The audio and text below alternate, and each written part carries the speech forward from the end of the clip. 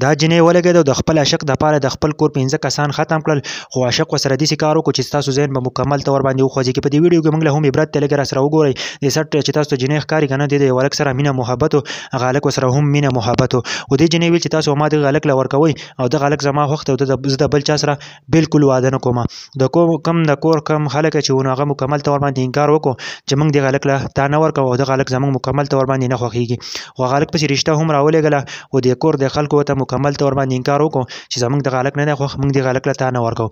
په آخر کار چې دی نو د جنۍ ورته وویلو که تاسو ما دغه هلک له نه ورکوئ نو زه چې دی نو د بل چا سره واده هم نه کوم او بل څوک هم نه اخلم. آخر کار دا ولګېد که نه، د جنۍ پخلی کولو او په پخلی کې چې دی نو په سالن کې ورته زار واچېد او مکمل طور باندې 15 کسان یې چې دی نو د خپل کور ختم کړل.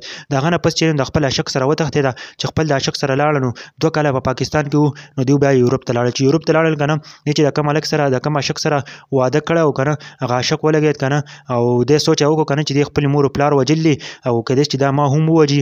دی خپل کور 15 کسان وژلي دي او په دې باندې زما اعتبار نشته. نو دا ولګېد که نه، د جنۍ چې کوم عاشق و نو هغه ولګېد او په یورپ کې په دې جنۍ باندې راپورټ وکړو. نو مکمل طور باندې دا جنۍ ګرفتاره کړه. کله چې دا جنۍ ګرفتاره کړه، نو دا جنۍ چې ده نو بیا د پاکستان ته اطلاع وکړه. نو دا جنۍ پاکستان ته راولېږله.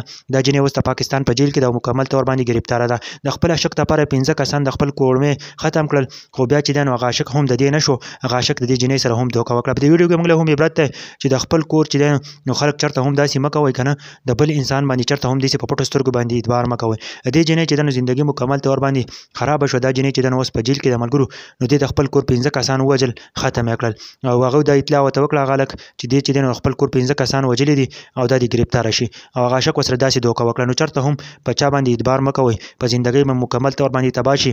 د دې جنۍ زندګي مکمل طور باندې تباه شوه، دا اوس په جیل کې ده. ملګرو په دې ویډیو کې موږ له هم عبرت دی. ښه غوندې کمنټ وکړئ، تاسو دې په باره کې څه